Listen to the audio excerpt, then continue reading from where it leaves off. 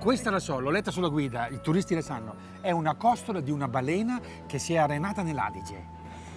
Non proprio, è una costola di balena, simbolo dell'associazione dei farmacisti che in questa zona nel Medioevo avevano il loro quartiere.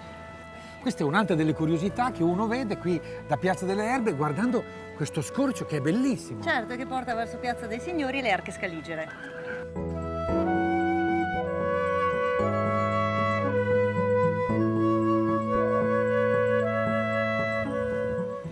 Sara, qua Piazza dei Signori. I signori, fammi capire, sono gli scaligeri. I signori sono gli scaligeri. Sì. Ecco, una cosa interessante per chi vada in giro a fare un giro slow per l'Italia, saper leggere i merli. Quelli sono merli ghibellini. Ghibellini, certo. Quindi per l'imperatore contro il papato. Invece quella statua là interessante, è un tipo unico nel suo genere. Dicevi che ha inventato la sifilide. No, inventato, insomma. Si tratta di Girolamo Fracastoro, che è un medico del XVI secolo che voleva studiare questa malattia.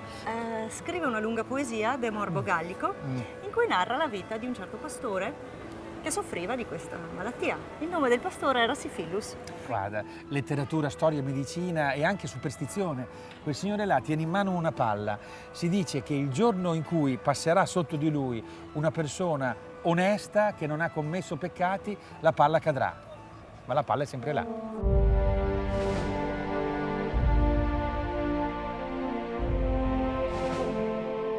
Sara, sarebbero queste le famose arche? Io immaginavo delle barche e invece è un cimitero. È un cimitero, è il cimitero della famiglia della Scala. E tra l'altro è goticissimo, io non immaginavo... Siamo proprio in pieno stile gotico, in pieno 300. In pieno 300. E chi è sepolto qua in queste tre bellissime tombe? Qua ci sono Can Grande, Mastino II e Can Signorio. Ma sembra un canile, perché tutti questi cani? Perché ce l'avevano quei cani gli scaligeri? Beh, gli scaligeri hanno scelto il cane come, oltre alla scala chiaramente che rispecchiava il loro nome, come simbolo hanno scelto un cane come animale araldico, perché il cane è sempre stato il simbolo di fedeltà e lealtà.